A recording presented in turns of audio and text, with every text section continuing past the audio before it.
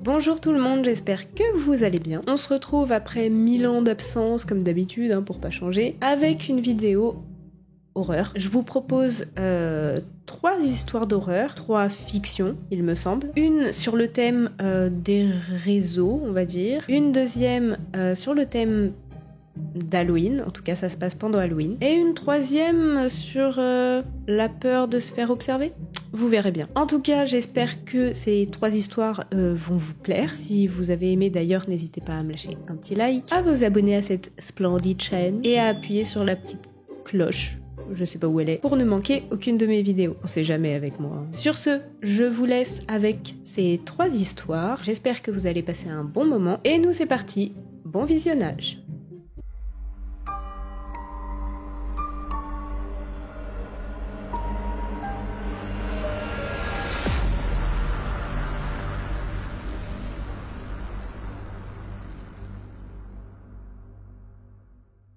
Salut, moi c'est Tam, j'ai 20 ans et je vais vous raconter une histoire vraiment étrange qui s'est passée dans ma vie. J'aimerais vraiment savoir vos théories sur le sujet. Merci infiniment de prendre le temps de me lire. Cette histoire s'est passée il y a 4 ans. Jour 1. C'est une journée comme d'habitude, je suis au lycée, je finis ma journée et je rentre chez moi. J'allume mon téléphone portable et je vais sur Instagram pour voir mes messages comme d'habitude. Et là, je vois une nouvelle demande. À ce moment-là, il y avait pas mal de groupes avec des bots de femmes, avec des liens suspects. Vous voyez de quoi je parle? Je pensais que c'était ça. Donc, j'ouvre la demande et je vois qu'il y a pas mal d'activités dans le groupe. Étant curieuse, je remonte les messages et je vois que finalement, c'est un groupe normal, avec des gens normaux. Ils se demandent tous pourquoi ils ont été ajoutés à ce groupe. Puis, la créatrice du groupe commence à parler. Et là, ça devient vraiment étrange. Elle nous dit que si nous sommes dans le groupe, ce n'est pas par hasard, qu'elle nous a choisis minutieusement et qu'elle connaît pas mal de choses sur nous. Bon, on essaye de relativiser les choses quand même. On se dit que c'est sûrement une blague et qu'il y a pas mal de gens chelous, ou alors que c'est juste un troll. La créatrice nous dit que si on veut, nous sommes libres de partir. Plutôt cool, mais bon, plus intéressant de rester. Puis, la créatrice renomme le groupe Mox. Alors, on recherche sur internet la signification et on voit des images de sortes de cristaux ou de pierres magiques. Bref, on sait pas quel est le rapport avec nous. On se dit que c'est bizarre et certains ont peur même. Puis la créatrice disparaît. Alors, on parle de nos théories et de tout et de rien sans réellement parler de nous. Informations qui pourraient lui servir par exemple. On a évité. Donc on parle en attendant que la sorcière vienne nous en dire un peu plus. Après ça, il se fait tard, donc je décide d'aller me coucher. Le lendemain, on reçoit de nouveaux messages étranges. Une des personnes du groupe demande si elle sait où on habite, puis la créatrice répond à nouveau et dit sans problème les lieux. Exact. Et elle redisparaît. Alors on s'énerve, on lui demande de revenir, et après un long moment, elle revient et nous répond qu'elle trouve ça assez intéressant, que nous demandons qu'elle revienne et qu'on changerait vite d'avis. Ensuite, elle nous envoie une heure. 22h28, suivi de 22h28 at ludus incipit. C'est du latin, et ça veut dire à 22h28, le jeu commence. Pas du tout flippant. Alors moi et le groupe, on se pose des tas de questions. Pourquoi? Comment? Quel jeu? Et la créatrice nous répond qu'on doit être présent sur la conversation à 22h28, ou sinon, il pourrait y avoir des répercussions. Bref. Après ça, moi et le groupe, on décide d'apprendre à se connaître, sans bien sûr divulguer d'infos personnelles, mais juste pour essayer d'avoir des réponses à nos questions. Alors, j'envoie une photo dans le groupe, et en réponse, je reçois une photo d'un bébé qui serait apparemment la sœur de quelqu'un. Je veux dire, la sœur de quelqu'un dans le groupe. On décide donc alors de créer un groupe qu'avec les personnes sûres, car on suppose que la créatrice aurait pu avoir un deuxième compte et nous surveiller quand même. Une fois en sûreté sur ce nouveau groupe, on discute et on remarque que nous sommes que des filles de 15-17 ans et que nous avons beaucoup d'autres points en commun. On a trouvé ça hyper chelou, mais ça donnait du sens au « je vous ai choisi minutieusement ». Dans le groupe, avec la sorcière, j'ai d'ailleurs renommé ce groupe Danae, pour ceux qui ont la ref, on reçoit 2 photos. Une avec une poupée vaudou avec une aiguille dedans qui représentait quelqu'un du groupe, et une photo d'un fond blanc avec un trou noir. Alors je renvoie la photo en mode « c'est quoi ça ?» Puis j'envoie un message. « Réponds, darling, j'étais vraiment pas maligne. » La créatrice voit mon message et me dit qu'elle commence à moins m'apprécier. Puis elle nous envoie encore du latin. « Primum nefestins » qui veut dire en français « ne soyez pas pressés », suivi de plein de « mox », énormément de « mox ». Il est 22h. Je l'harcèle de messages sur le groupe, puis elle me répond et me dit que je suis sa préférée. Et elle dit aussi que je la fais rire et que je ne mourrai pas la première. Quelle bonne nouvelle! Elle répond alors qu'elle nous dira rien, qu'on aurait des petites devinettes à répondre, et que si on n'y répondait pas avant la fin du temps imparti, elle réfléchirait aux conséquences. Puis, elle nous envoie un mème très cringe. Alors, une personne du groupe décide de lui parler, et cette personne nous rapporte dans le safe group qu'il faut continuer jusqu'au bout le jeu, jusqu'à la fin. Je décide donc aussi d'aller lui parler, de lui demander quelles étaient les conséquences, dans quel but elle faisait ça, et pourquoi spécialement nous. J'attends quelque temps, et je n'ai pas de réponse. 22h28. La sorcière nous envoie 2 vocaux. On n'en avait jamais reçu avant. Dans ces vocaux, elle ne parlait pas. Au début, on pensait que c'était un battement de cœur. Et en réécoutant plusieurs fois, on a compris que c'était du morse. Je reçois enfin une réponse de la sorcière en MP. Et dans le groupe, elle nous dit qu'on a 3 jours pour résoudre l'énigme et que si on ne trouvait pas, il y aurait, roulement de tambour, des conséquences. Le lendemain, on n'était plus que 3 à s'investir. Les autres ont eu peur et sont restés muettes, en espérant qu'on trouve la solution. C'était bel et bien du morse. On a tenté plein de convertisseurs, on cherchait et on recherchait. La journée, j'étais en cours, puis je cherchais aussi avec mes potes. Le soir, en rentrant des cours, moi et les 2 autres personnes du groupe, on lui dit qu'on a trouvé que c'était du morse, et les lettres qui allaient avec. Et là, elle nous répond « Bravo, le jeu est terminé ». Et elle supprime le groupe. Voilà. Je pense que vous êtes aussi déçus que nous que ça soit fini. Je me pose toujours des questions, et je voulais savoir ce que vous en pensez. Est-ce que c'était réel, ou bien juste un jeu pour nous faire peur? Est-ce que c'était quelqu'un piégé dans un jeu, et qui n'arrivait pas à répondre aux énigmes, et voulait nous faire participer en se mettant anonyme? Je ne sais pas, mais je me pose beaucoup de questions. Merci à vous d'avoir pris le temps de me lire. Tam.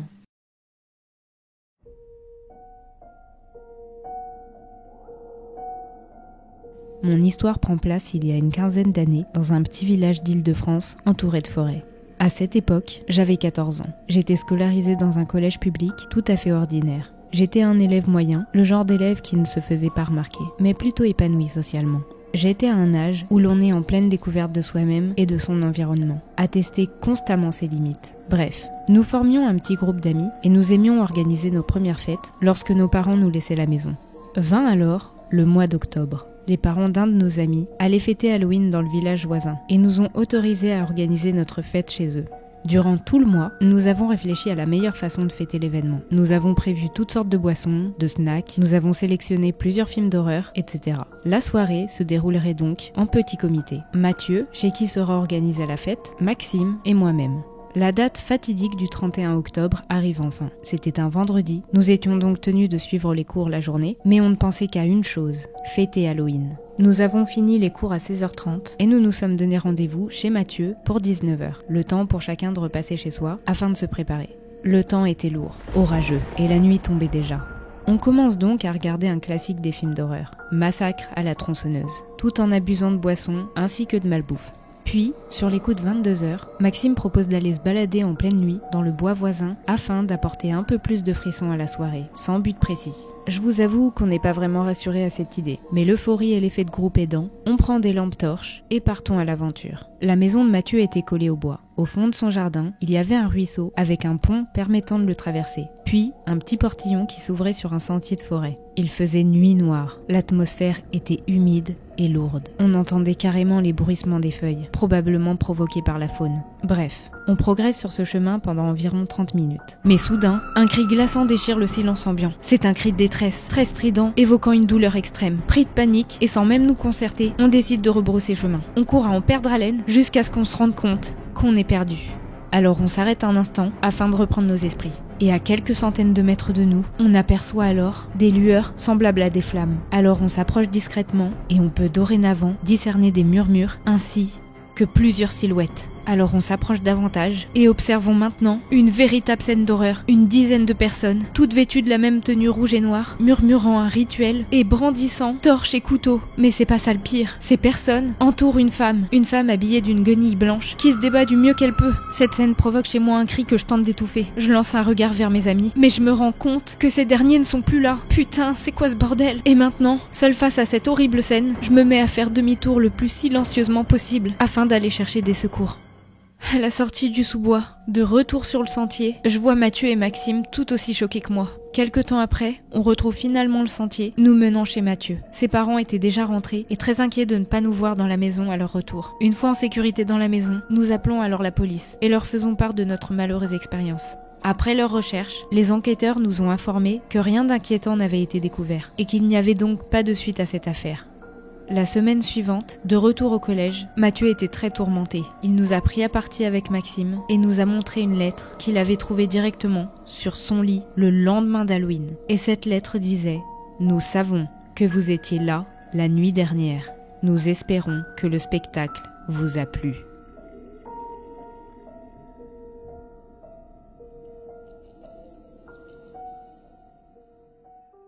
Avez-vous déjà eu l'impression d'être observé, suivi ? Vous savez, cette sensation étrange de ne jamais vraiment être seul. C'est ce qui m'est arrivé. Pour vous donner le contexte, je suis un homme de 30 ans, marié, 2 enfants et un chien, le stéréotype de la vie de famille finalement.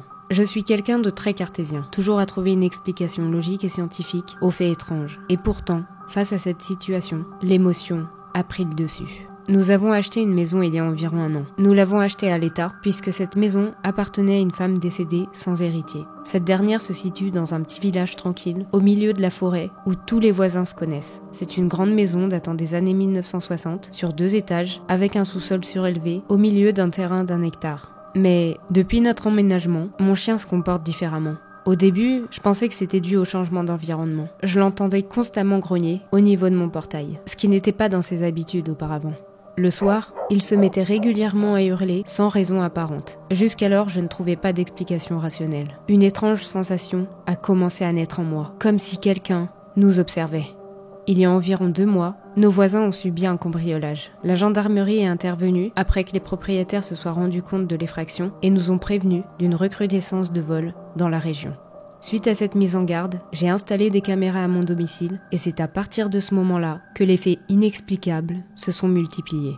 Dès la première nuit, après l'installation du système de sécurité, j'ai activé la détection de mouvement. Tous les enfants dormaient et ma femme était au travail, puisque travaillant de nuit. Je me suis installée dans le canapé devant un film d'horreur, genre que j'affectionne particulièrement, puis... Au bout d'1 heure, j'ai reçu de nombreuses notifications m'informant d'une détection de mouvement. J'ai alors visionné les images, pensant que j'avais peut-être mal réglé les caméras ou que ces notifications étaient dues à mon chien puisque je l'entendais grogner. Quelle ne fut pas ma surprise lorsque je vis une ombre de forme humaine devant mon portail. J'ai donc ouvert la porte d'entrée afin de voir qui se tenait là, mais étrangement, il n'y avait personne. Alors j'ai regardé les enregistrements des caméras et... plus rien.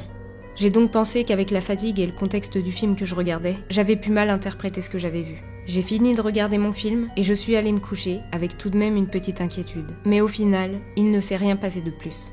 Le lendemain, j'ai vérifié les caméras et, après en avoir parlé avec ma femme, nous en avons conclu que c'était probablement dû à un petit moment de fatigue. Quelques jours plus tard, mon fils de 3 ans se réveille en pleine nuit, aux environs de 3 heures. Je me rends donc dans sa chambre et il me dit avoir peur du monsieur derrière sa fenêtre. En effet, j'ai enlevé les volets de sa chambre pour les repeindre. Cependant, sa chambre étant située au 2e étage, cela me paraissait tout de même improbable. J'ai donc conclu à un cauchemar. Je l'ai pris avec moi et l'ai fait dormir dans mon lit. Mais je le sentais encore très inquiet. Il me décrivait ce qu'il avait vu avec tellement de détails que ça en devenait crédible. Alors, je suis sortie de la maison avec mon chien pour vérifier l'extérieur de la maison. Il faisait nuit noire. J'ai éclairé comme j'ai pu avec le flash de mon téléphone et j'ai vu, sur la façade de ma maison, plusieurs traces noires menant à la fenêtre de la chambre de mon fils. Alors je suis remontée au plus vite auprès de mes enfants en essayant de pas paraître inquiet et j'ai rassuré mon aîné. Cela dit, cette nuit-là, je n'ai pas dormi. J'ai vérifié les caméras, mais tout semblait normal.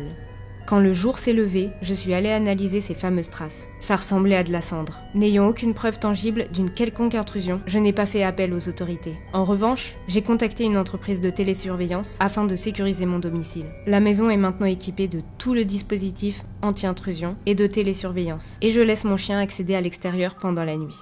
Pendant 2 semaines, tout était calme. Je commençais même à penser que toute cette histoire était enfin terminée. Il n'en était rien.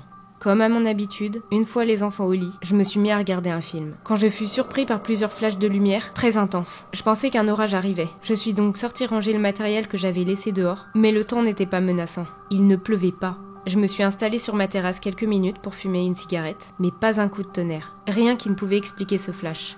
Le lendemain matin, vers 5h30, ma femme rentre du travail et me dit qu'elle a vu un individu étrange, rôder près de chez nous. Un homme d'une 50aine d'années, négligé, habillé d'un jogging de couleur sombre et semblant ivre. Cela est très étonnant dans ce petit village où tout le monde se connaît. Sur les coups de 13h, quelqu'un sonne chez moi. C'est la gendarmerie. Il m'explique alors qu'il souhaite me faire part d'une nouvelle délicate. Je les fais donc entrer, je réveille ma femme, et nous les écoutons nous raconter un récit improbable. Le gendarme commence. Bon, c'est assez délicat, mais je dois vous annoncer que ce matin, 5 personnes du voisinage ont été assassinées. Je suis vraiment désolée, mais toutes étaient des amies proches de l'ancienne propriétaire de votre domicile. Alors, je rétorque en étant complètement sous le choc. Oh mon Dieu, quel choc! Mais allez-vous nous placer sous protection? Ce n'est pas prévu, non. Nous avons retrouvé le coupable. Ce dernier s'est donné la mort après sa tuerie. Il était connu de nos services pour des faits de violence et s'était échappé de l'hôpital psychiatrique il y a maintenant 1 an. Reconnaissez-vous cet homme? Alors ma femme reprit. Oh oui, je l'ai vu ce matin en rentrant du travail, vers 5h30. Je le reconnais. Il m'a paru étrange. J'en ai justement fait part à mon mari. Alors je rebondis sur ce que dit ma femme. Je ne l'ai pas vu. Cependant, c'est très étrange. Il correspond parfaitement à la description qu'a fait mon fils d'un homme qu'il dit avoir vu par la fenêtre de sa chambre. Alors le gendarme me répond. C'est justement pour cela que nous voulions vous voir. Nous avons retrouvé sur l'homme un appareil photo. Il y a une multitude de clichés de votre famille. Il vous surveillait depuis des mois et ce dernier a laissé une lettre expliquant son geste. Voici la lettre. Chaque sourire qu'elle offre à un autre, chaque rire partagé avec un rival, est un coup de poignard dans mon cœur déjà meurtri. Je suis devenu un spectre, un fantôme errant dans les rues de la vie, cherchant désespérément un sens à ma souffrance. Je ne veux plus continuer ainsi. La douleur est trop forte, l'obscurité trop dense. Je me tiens au bord du précipice, prêt à sauter dans l'abîme. Peut-être que là-bas, dans l'au-delà, je trouverai la paix que je n'ai jamais connue ici-bas. Adieu, monde cruel. Adieu, amour impossible. Que mes larmes se mêlent à la pluie. Que mon cri silencieux se perde dans le vent. Je m'en vais, emportant avec moi le fardeau de mon cœur brisé. Alors le gendarme reprend. Il semblerait que cet homme ait fait une analogie entre l'ancienne propriétaire et vous, madame. Nous mettons en place une cellule psychologique si vous souhaitez en bénéficier. Bref. Ces révélations ont été très choquantes, mais cela explique les événements étranges qui se sont produits dernièrement. Nous allons enfin pouvoir vivre plus sereinement.